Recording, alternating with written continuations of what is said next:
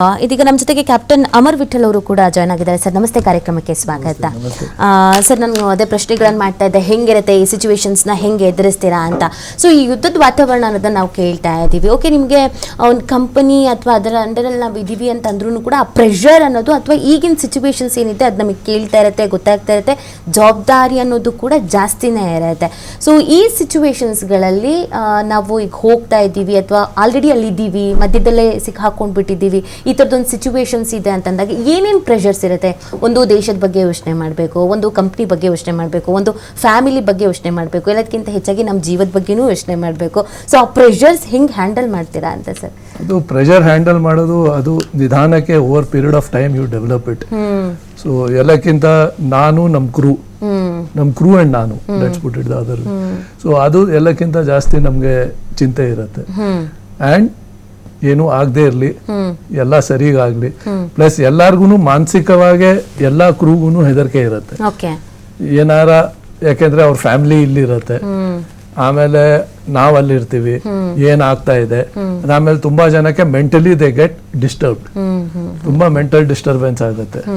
Because ಅವ್ರಿಗೇನು ಅಂದ್ರೆ ಮಾನಸಿಕವಾಗಿ ಯಾವಾಗ್ಲೂ ಅದೇ ಸಿಸ್ಟಮ್ನಲ್ಲಿದ್ದು ಅಲ್ಲೇ ಇದ್ದು ಎಲ್ಲಾ ಕಡೆ ಏನ್ ಆತಂಕ ಆಗ್ತಾ ಇದೆ. ಆಮೇಲೆ ನೀವು ಡಿಫೆನ್ಸ್ಲೆಸ್ಸು, ಡ್ರೋನ್ ಬಂದು ಹೊಡೀತು ಇಲ್ದವ್ರೆ ರಾಕೆಟ್ ಬಂದು ಹೊಡೀತು ಅಂದ್ರೆ ನೀವ್ ಏನು ಜಾಸ್ತಿ ಮಾಡಕ್ ಆಗಲ್ಲ. ಅಂಡ್ ನೀವ್ ಹೆಂಗೆ ಆಯಿಲ್ ಟ್ಯಾಂಕರು ಗ್ಯಾಸ್ ನಲ್ಲಿದ್ರೆ ಸಿಕ್ಕಾಪಟ್ಟೆ ಫೈರ್ ಹತ್ಕೊಂಡ್ಬಿಡತ್ತೆ. And there is no guarantee ನೀವು whether you will come out alive or not. And ಇದು ನಿಜವಾಗ್ಲೂ ಆಗತ್ತೆ. And 24 hours you cannot sleep, everybody is disturbed. So it's a very tough situation to be. It's just like ಈಗ ನಾನು ಏನು ಹೇಳಬೇಕು ಅಂದರೆ, ಈಗ ಹೆಂಗೆ ನೀವು ಹೈಜಾಕ್ ಆದರೆ ನೀವು ಹೆಂಗಿರ್ತೀರಾ, ಈಗ ಪ್ಲೇನ್ ಹೈಜಾಕ್ ಆದರೆ ಹೆಂಗೆ ನಿಮ್ಮ ಮಾನಸಿಕ ಸ್ಥಿತಿ ಇರುತ್ತೋ, ಇಟ್ ಈಸ್ ವೆರಿ ಸಿಮಿಲರ್, ಹಂಗೆ ಆಗುತ್ತೆ. ಸರ್, ನೀವು ವರ್ಕ್ ಅಲ್ಲಿದ್ದಾಗ ಅಥವಾ ನಿಮ್ಮ ಕೊಲೀಗ್ಸು, ನಿಮ್ಮ ಆಪ್ತರು, ತುಂಬಾ ವರ್ಷದಿಂದ ಗೊತ್ತಿದ್ದವರು ಈ ತರದ ಸಿಚುವೇಶನ್ಸ್ ಗಳನ್ನ ಎದುರಿಸಿದ್ದು, ಇಲ್ಲ ಪಕ್ಕದಲ್ಲೇ ಹಿಂಗಾಗ್ಬಿಟ್ಟಿತ್ತು, ಕ್ಷಿಪಣಿ ಅಟ್ಯಾಕ್ ಆಗ್ಬಿಟ್ಟಿತ್ತು, ನಾನು ಅಲ್ಲೇ ಇದ್ದೆ, ಆ ತರ ಸಿಚುವೇಶನ್ಸ್ ಹ್ಯಾಂಡಲ್ ಮಾಡಿದ್ದೆ ಏನಾದ್ರೂ ಇದೆಯಾ? ಹಾಗಲ್ಲ, ನಾವು ಹಾಗೆ ಇದೆ. ಈಗ ಈಗ ಈಗ ತುಂಬಾ ಜನಕ್ಕೆ ಆಗಿದೆ. ಈಗ ಒಬ್ರು ನಮ್ಮ ಸ್ನೇಹಿತರು ಇದ್ರು, ಅವ್ರೀಗ ಒಳಗಿದ್ದಾರೆ, ಅವ್ರಿಗೆ ಈಗ ಹೊರಗೆ ಬಾ ಅಂತ ಕಂಪನಿನವ್ರು ಹೇಳ್ತಾ ಇದ್ದಾರೆ. ಆದ್ರೆ ಈಗ ನೀವು you are putting your life in danger. ಈಗ ಏನ್ ಬೇಕಾದ್ರೆ ಆಗ್ಬೋದು, but you have a choice not to go. But ನೀವು ಎಲ್ಲಾರು ಅದೇ ಅನ್ಬಿಟ್ರೆ ಯಾರು ಹೋಗ್ತಾರೆ? ಈಗ ನಮಗೆ ಗ್ಯಾಸ್ ಬೇಕು, ನಮ್ಗೆ ಪೆಟ್ರೋಲ್ ಬೇಕು, ನಮ್ಗೆ ಆಯಿಲ್ ಬೇಕು, ಎಲ್ಲಿಂದ ಬರುತ್ತೆ? ಎಲ್ಲಾರು ಹಿಂಗೆ ಕಂಪ್ನಿ ಹೇಳುತ್ತಾ ಓನ್ ಯುವರ್ ರಿಸ್ಕ್ ಅಂತ, ಬರದಿದ್ರೆ ಬನ್ನಿ, ಯಾರು ಇರದಿದ್ರೆ ಇರಿ, ಆ ತರದ್ದೇನು ಇರಲ್ಲ. ಅಂದ್ರೆ there is an option by which you can say I don't want to go. ನನ್ನ ಇಷ್ಟ, ನಾನು ಹೋಗ್ಬೇಕು ಅಂತ ಇದ್ದೀನಿ ಅಂತ ಹೋಗ್ತೀನಿ, ನನ್ನ ದೇಶ ಸೇವೆ ಅದ್ರಲ್ಲಿ ಸ್ವಲ್ಪ ಪ್ರೆಷರ್ ಹಾಕ್ತಾರೆ. ಯಾಕಂದ್ರೆ ಕೆಲಸ ಕೊಡಲ್ಲ ನಿಮ್ಗೆ ಮುಂದಿನ ಸಲ ಎಲ್ಲ ಅಂತ ಹೇಳ್ತಾರೆ. ಸೊ ನಿಮ್ಗೆ ಒಂಥರ ಪ್ರೆಷರ್ ಹಾಕ್ತಾ ಇರ್ತಾರೆ that you have to go. So ಈಗ ಡಿಫ್ರೆಂಟ್ ಯಾರ್ಯಾರು ಯಾವ ಏಜ್ ನಲ್ಲಿ ಇರ್ತಾರೋ ಅವ್ರಿಗೂ ಅವ್ರವ್ರ ಸಮಸ್ಯೆಗಳಿರತ್ತೆ, ಮನೇಲಿ ಇದಿರತ್ತೆ. So very difficult to balance. Double salary ಕೊಡ್ತೀನಿ, ನಿಮ್ ಜೀವನ ಇಲ್ಲೋದ್ರೆ ಈಗ ಪಾಪ 3 ಜನ ಹೋಗ್ಬಿಟ್ರು, ಈಗ 10 ದಿನ ಅವ್ರಿಗೆ ಡಬಲ್ ಸ್ಯಾಲರಿ ಇಟ್ಕೊಂಡು ಏನು ಕರೆಕ್ಟ್. ಅವ್ರ ಫ್ಯಾಮಿಲಿ ಅವ್ರ ಇದು ಈಗ 10 ದಿನ ಅದಾದ್ಮೇಲೆ ಎಲ್ಲ ಮರ್ತೇ ಬಿಡ್ತೀವಿ. That's A natural thing in life. Okay sir, ಈಗ ನೀವು ತುಂಬಾ ತಿಂಗಳುಗಳ ಕಾಲ ಅಲ್ಲಿರಬೇಕು, ಅದೋಕೆ ನಾವು ಮೆಂಟಲಿ ಫಸ್ಟ್ ನಮಗೆ ಕಷ್ಟ ಆಗ್ಬೋದು. ಈಗ ನಾವು ಎಕ್ಸ್ಪೀರಿಯನ್ಸ್ ಆಗ್ತಾ ಆಗ್ತಾ ಆಗ್ತಾ ಓಕೆ ನಾನು 5 years ಆಯಿತು, 10 years ಆಯಿತು, ಈ ಥರ ಲೆಕ್ಕಾಚಾರಕ್ಕೆ ನಾವು ಬಂದ್ಬಿಡ್ತೀವಿ, ಆ ಮೈಂಡ್ ಸೆಟ್ಟಿಗೆ ಬಂದ್ಬಿಡ್ತೀವಿ. ನಾವು ಇಷ್ಟು ದಿನಗಳು ಇರಬೇಕು ಅಂತಂದಾಗ ನಮ್ಗೆ ಹೆಲ್ತ್ ಇಶ್ಯೂಸ್ ಆಗ್ಬೋದು, ಅಥವಾ ಇನ್ಯಾವುದೋ ಫ್ಯಾಮಿಲಿಯಿಂದ ಇನ್ನೇನು ನಾವು ವಿಷಯಗಳನ್ನು ಕೇಳ್ಬೋದು, ಬೇಜಾರಾಗೋದು, ಆಘಾತ ಆಗೋ ಥರದ್ದು.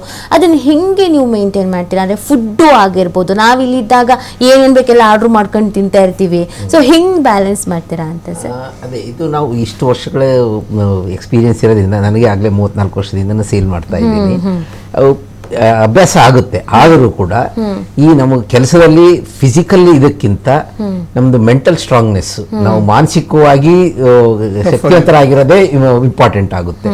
ಯಾಕಂದ್ರೆ ಈ ಮೊದಲ ಕಾಲದಲ್ಲಿ ಏನಾಗ್ತಿತ್ತು ಅಂದ್ರೆ, ಕೆಲವು ಸಲ ಒಂದು 15 ದಿವಸ ಆದ್ಮೇಲೆ ಗೊತ್ತಾಗೋದು, ಅದು ಎಲ್ಲ ಮುಗಿದೋದ್ಮೇಲೆ ಏನು ಮಾಡೋದಿರ್ತಿದ್ದಿಲ್ಲ. ಬಟ್ ಇವಾಗ ಏನಾಗಿದೆ, ಈ ಕಮ್ಯುನಿಕೇಶನ್ ಇಂದ ಏನೇ ಆದರೂ ಮಗುಗೆ ಟೆಂಪರೇಚರ್ ಜಾಸ್ತಿ ಆದ ತಕ್ಷಣ ಟೆಂಪರೇಚರ್ ಜಾಸ್ತಿ ಆಗಿದೆ ಗೊತ್ತಾಗುತ್ತೆ, ಡಾಕ್ಟರ್ಗೆ ಹೋಗಿದ್ದು ಗೊತ್ತಾಗುತ್ತೆ. ಈ ಪ್ರತಿಯೊಂದು ಇವುಗಳು ನಾವು ಮತ್ತೆ ಎಲ್ಲ ನಮ್ಮ ಎಮೋಷನಲ್ ರೋಲರ್ ಕೋಸ್ಟರ್ ನಾವು ಪ್ರತಿಯೊಬ್ಬರು ಮತ್ತೆ ಹೋಗ್ತಾ ಇದ್ದೀವಿ. ಸೊ ಅವುಗಳನ್ನ ಏನು ಅಭ್ಯಾಸ ಮಾಡ್ಕೊಳ್ಬೇಕು ಅಷ್ಟೇ. ಇಲ್ಲ ಅಂದ್ರೆಗಿನ ಆ ಕಡೆ ಕೆಲಸನೂ ಮಾಡೋಕ್ಕೂ ಆಗಲ್ಲ, ಈ ಕಡೆ ಮನೆಯವ್ರ ಕಡೆ ನಾವು ಗಮನ ಕೊಡೋಕ್ಕಾಗಲ್ಲ. ಬರೀ ಫೋನಲ್ಲಿ ಮಾತಾಡ್ತೀವಿ, ಬಟ್ ನಾವು ಬಂದು ಏನು ಮಾಡೋಕ್ಕಾಗಲ್ಲ. ಅದೇ ಥರ ಊಟದ್ದು ಕೆಲವು ಸಲ ಒಳ್ಳೆ ಕುಕ್ ಇದ್ದಾಗ ಚೆನ್ನಾಗಿ ಎಲ್ಲ ಇರುತ್ತೆ, ಕೆಲವು ಊಟ ಕುಕ್ ಇಲ್ಲದೆ ಇದ್ದಾಗ ಚೆನ್ನಾಗಿ ಇರಲ್ಲ. ಅದನ್ನ ಅಡ್ಜಸ್ಟ್ ಮಾಡ್ಕೊಂಡು ಹೇಗೆ ಮಾಡಿ ಮಾಡಿ ಟೈಮ್ ಪಾಸ್ ಮಾಡಿ ಮುಗಿಸ್ಬೇಕು ನಮ್ಮ ಟೈಮ್ ಮುಗಿಯೋಕ್ಕೆ.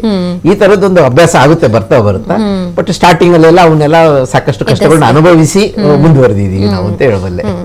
ಸರ್, ಈಗ ನಾವು ಈ ಸೇನೆ ವಿಚಾರಕ್ಕೆ ಬಂದಾಗ ಹೇಳ್ತಾ ಇರ್ತೀವಿ ಅಮೆರಿಕದ ಹತ್ರ ಸಿಕ್ಕಾಪಟ್ಟೆ ಒಳ್ಳೆ ಒಳ್ಳೆ ಅಪ್ಡೇಟ್ ಆಗಿರೋದೆಲ್ಲ ಇದೆಯಂತೆ, ಹಾಗಿದೆಯಂತೆ, ಹೀಗಿದೆಯಂತೆ, ನಾವು ಈಗ ಸರಿ ಸಮಾನವಾಗಿದ್ದೀವಿ ಅಂತ.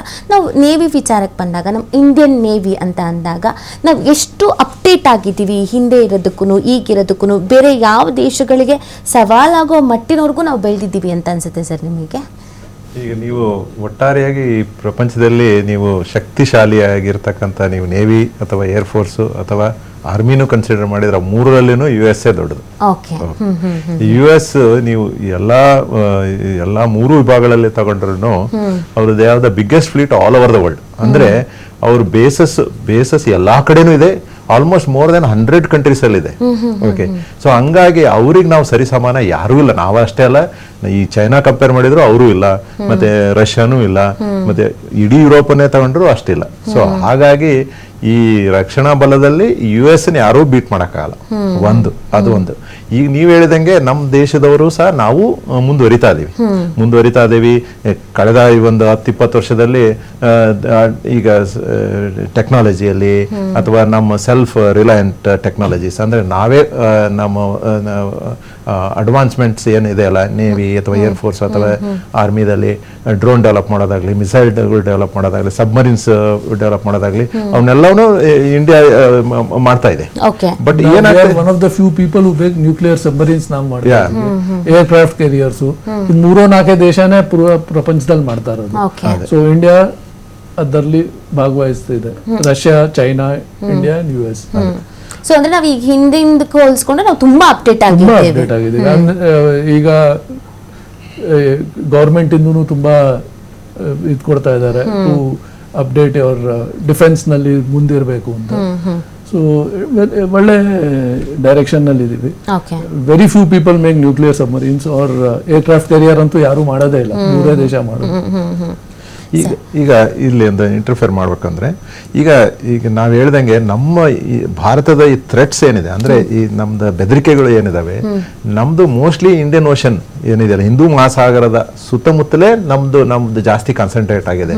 ಈಗ ಅಮೆರಿಕದ ಏನಂತಂದ್ರೆ ವರ್ಲ್ಡ್ ವೈಡ್ ಅವರು ಎಲ್ಲಾ ಮಹಾಸಾಗರಗಳಲ್ಲೂ ಅವರಿದ್ದಾರೆ. ಸೊ ಅವ್ರ ಗ್ಲೋಬಲ್ ಪ್ರೆಸೆನ್ಸ್ ಅವ್ರು ಜಾಸ್ತಿ ಇದೆ.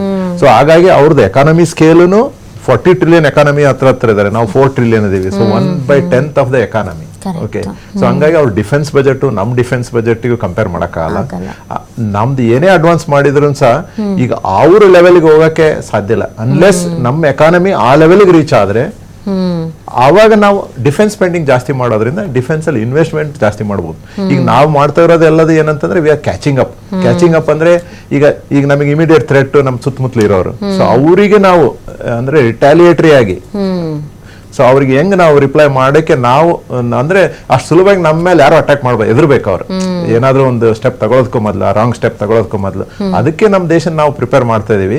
ಇದು ಇನ್ನೂ ಮುಂದುವರಿಯುತ್ತೆ, ಡೆಫಿನೆಟ್ ಆಗಿ ನಾವು ಇದರಲ್ಲಿ ಸಕ್ಸಸ್ ಹಾಗೆ ಆಗ್ತೀವಿ. ಯಾಕಂದ್ರೆ ಎಕಾನಮಿ ಗ್ರೋ ಆದಂಗೆಲ್ಲ ಸ್ಪೆಂಡಿಂಗು ಜಾಸ್ತಿ ಆಗುತ್ತೆ, R&D ಇನ್ವೆಸ್ಟ್ಮೆಂಟ್ ಜಾಸ್ತಿ ಆಗುತ್ತೆ ಇಂಡಿಯಾದಲ್ಲಿ. ಸೊ ಹಂಗಾಗಿ ನಾವು ಡೆಫಿನೆಟ್ಲಿ ನಾವು ಆ ಸ್ಟೆಪ್ ಅಲ್ಲಿ ಮುಂದೆ ಹೋಗ್ತಾ ಇದೀವಿ ಅಂತ ಹೇಳಕ್ ಇಷ್ಟಪಡ್ತೀನಿ.